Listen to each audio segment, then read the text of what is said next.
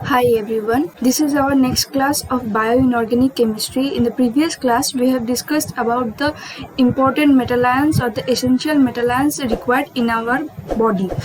तो हमने हमारी पहली क्लास में बहुत सारे मेटल आयंस के बारे में जान लिया था, जो कौन से मेटल आयंस का क्या फंक्शन होता है वो सब हमने कम से कम देख लिया था कि क्या हो सकता है। तो अभी हम जो देखने वाले हैं वो है पोरफायरिंग रिंग्स के बारे में। हमको थोड़ा जानना पड़ेगा उसका कंसेप्ट। उसका अगर एक बेसिक कंसेप्ट हमारा हो जाए तो उसके बाद हम हीमोग्लोबिन, मायोग्लोबिन ये सब रिंग्स डिस्कस कर सकते हैं। तो उससे पहले दो क्वेश्चंस है आप लोगों के लिए। आप लोग ये ट्राई करके देखिए। अगर इसका आंसर आपको आता है तो मुझे कमेंट बॉक्स में बताना। अगर आपको इन क्वेश्चंस का आंसर नहीं आता है तो इनका आंसर्स मैंने प्रीवियस क्लास में डिस्कस किया हुआ है, तो आप लोग जाकर वो वीडियो एक बार देख लीजिए, ठीक है। तो अभी हम हमारा क्लास स्टार्ट करते हैं। आज का क्लास होगा पोरफायरिंग रिंग्स के लिए। तो let's start about the porphyrin rings. Porphyrin rings होते क्या है, हम जो स्ट्रक्चर्स पढ़ने वाले हैं आगे, जैसे कि हीमोग्लोबिन, मायोग्लोबिन, साइटोक्रोम्स, क्लोरोफिल, इन सब स्ट्रक्चर्स में पोरफायरिंग रिंग्स का एक एक्टिव रोल रहता है। तो उस पोरफायरिंग रिंग को जानने के लिए हम ये क्लास करने वाले हैं। तो हमने हमारे पहले क्लास में एक वर्ड पढ़ा था, दैट इज मेटलोपोरफायरिन। इस चीज को पढ़ने के लिए हमारे पास एक पोरफायरिन रिंग्स के बारे में कॉन्सेप्ट होना जरूरी होता है। तो ये मेटलोपोरफायरिन रिंग्स के अंदर बेसिकली होता है, एक मेटल प्रेजेंट होता है और एक पोरफायरिन रिंग होता है। इस पोरफायरिन रिंग वो चीज क्या है, वो है basically a derivative of porphin ring. मैंने क्या बोला, porphyrin rings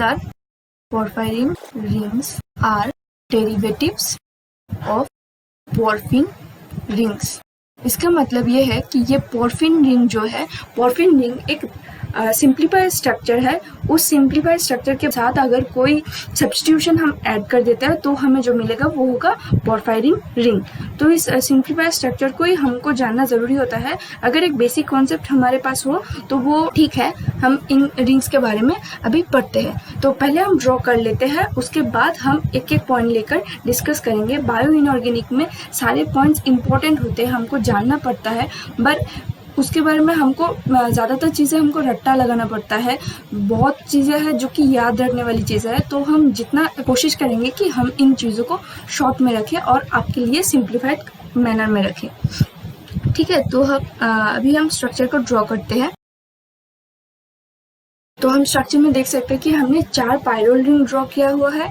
in 4 pyrrole rings will be connected with a methylene unit. ये पूरा हमारा रिंग स्ट्रक्चर है।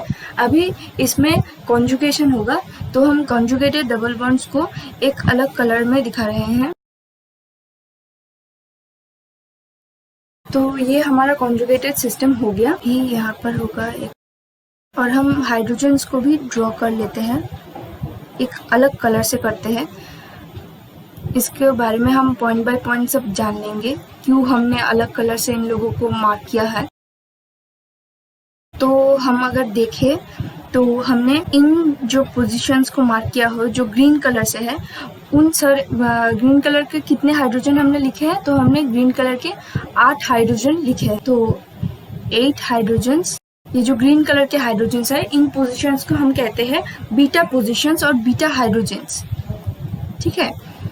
और जो हमने रेड कलर से लिखे, रेड कलर से किन लोगों को लिखा है, 1, 2, 3 एंड 4। इसका मतलब 4 हाइड्रोजन है जो हमने रेड कलर से मार्क किए हैं।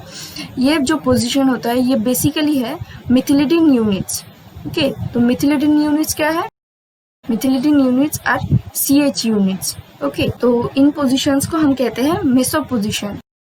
और हमारे पास 2 हाइड्रोजन है जो कि NH हाइड्रोजन है, 2 NH हाइड्रोजन। तो अभी हमने देख लिया हमारे पास 8 बीटा हाइड्रोजन है, 4 मेसो हाइड्रोजन है एंड 2 नाइट्रोजन के साथ 2 हाइड्रोजन अटैच्ड है। तो अभी हम पॉइंट बाय पॉइंट इस पोरफायरिन रिंग के बारे में, एक सिंप्लीफाइड जो स्ट्रक्चर है उसका कुछ पॉइंट्स नोट डाउन कर लेते हैं। तो ये कुछ पॉइंट्स है जो पोरफिन रिंग्स के बारे में है। ये पोरफिन रिंग्स में हम लोग देख सकते हैं कि 4 पायरोल रिंग्स है, दैट इज, अगर मैं आप लोगों को दिखाऊं, 1, 2, 3 एंड 4।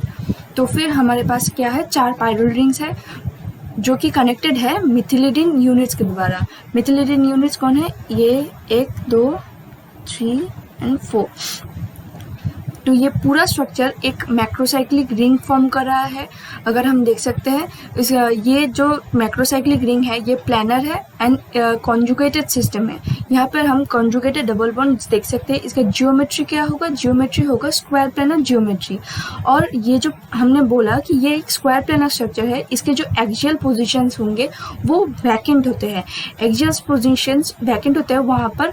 अगर जब हम मेटल पोरफायरिन रिंग्स पढ़ेंगे तब हम देखेंगे कि वो वैकेंट तो होते हैं, मगर हम अगर स्ट्रक्चर को देखें पर उसके वो जगह ऑक्यूपाइड होंगे किसके द्वारा?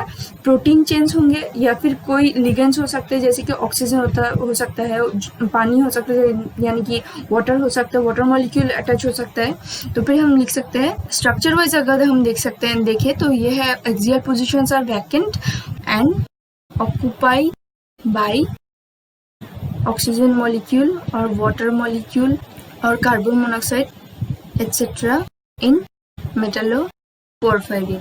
ओके, तो हम जब मेटालोपोरफायरिन पढ़ेंगे तब हम देखेंगे कि एक्सियल पोजीशंस पर कैसे ये लोग अटैच होते हैं, बॉन्डिंग किस तरह की होती है, तब हम ये सब डिस्कस कर लेंगे।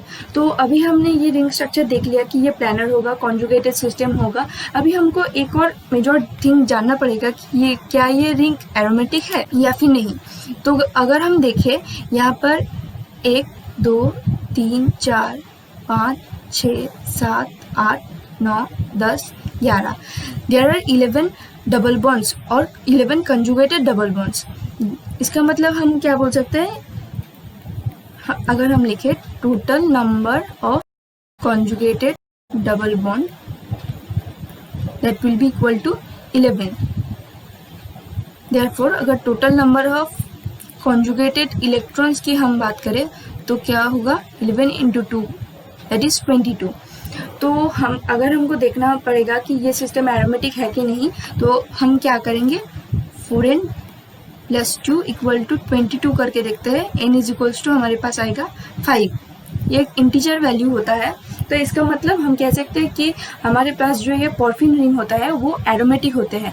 पहले ही हमने देख लिया था कि ये रिंग प्लानर होता है, इसमें कॉन्जुगेटेड डबल बॉन्ड्स प्रेजेंट होंगे। अभी हमने देख लिया कि रिंग एरोमेटिक भी होगा। तो इन तीनों पॉइंट्स को अगर हम एक साथ कर ले तो हम ये कह सकते हैं कि ये रिंग बहुत रिजिड होता है। इस रिजिड वर्ड का मतलब क्या है? यहाँ पर जो ये हम कैविटी देख सकते हैं, इस कैविटी का जो साइज होगा उसी साइज का अगर कोई मेटल आयन अगर प्रेजेंट होगा तो वो ही इस कैविटी को ऑक्यूपाई कर पाएगा। उससे बड़ा अगर उससे छोटा कोई मेटल आयन होता है तो फिर वो मेटल आयन इस जगह पर फिट नहीं बैठेगा। और ये पोरफिन रिंग कभी अपना एरोमेटिक सिस्टम को कभी डिस्टॉर्ट नहीं करना चाहेगा, कभी अपनी प्लेनरिटी को भी डिस्टॉर्ट नहीं करना चाहेगा। तो हमारे पास इस कैविटी का जो साइज होता है उसी साइज के हिसाब से जो भी हमको मेटल आयन मिलेगा वही इस कैविटी के अंदर रह सकता है। उससे बड़ा अगर कुछ होगा तो वो अबव द प्लेन और बिलो द प्लेन रहेगा, वो प्लेन के अंदर नहीं आ पाएगा। ठीक है, तो हमने पोरफिन रिंग के बारे में जान लिया है। अभी हम एक और पॉइंट जानना बाकी है जो कि है बहुत ही इम्पोर्टेंट है। ये पोरफिन रिंग्स दोनों फॉर्म में एग्जिस्ट कर सकते हैं। दोनों फॉर्म का मतलब एक फॉर्म हो सकता है डाई एनायन फॉर्म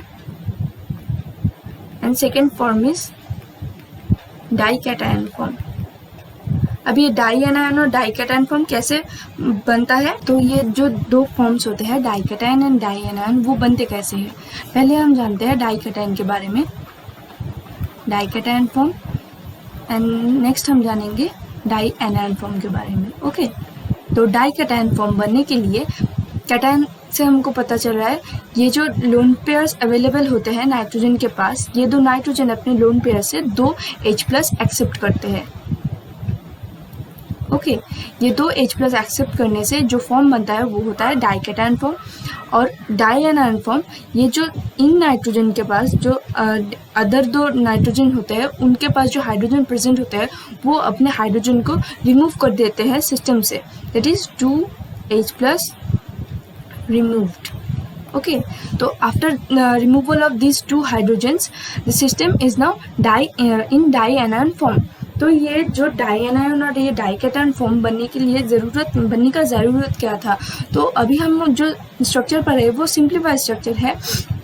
जब भी हम जानने वाले हैं कि मेटलोपोरफायरिन के लिए जो मेटल को इनकॉर्पोरेट करना पड़ता है, ये जो हमने कैविटी की बात की थी ना, तो उस कैविटी के अंदर जो मेटल को जब इनकॉर्पोरेट करना पड़ेगा तभी ये जो पोरफिन रिंग है वो ये एक लिगेंड की तरह काम करेगा। तो उसको लिगेंड बनने के लिए उसके डायएनल फॉर्म में प्रेजेंट होना ज़रूरी होता है। तो जब हम ये मेटलोपोरफायरिन रिंग कहेंगे, मेटल को बेसिकली मेटल होगा इन पॉजिटिव चार्ज एंड जो पोरफायरिन रिंग होगा वो होगा in negative charge, that is in dianion form. ठीक है, तो अभी अगर हम एक simplified structure of metalloporphyrin ring draw करें तो वो कैसे होगा? तो एक लाइन आप लोग लिख लीजिए कि porphyrin rings are derivatives of porphin ring. ठीक है, तो अभी हम जो जानने वाले हैं वो है पोरफायरिन रिंग, जो हमारे लिए इम्पोर्टेंट है। ठीक है, तो अभी हम जानने वाले हैं पोरफायरिन रिंग के बारे में। पहले हम इस रिंग को ड्रॉ कर लेते हैं।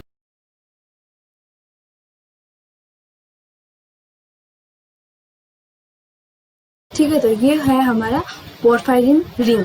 इस पोरफायरिन रिंग के अंदर जो कि प्रेजेंट है डाई एनायन फॉर्म में।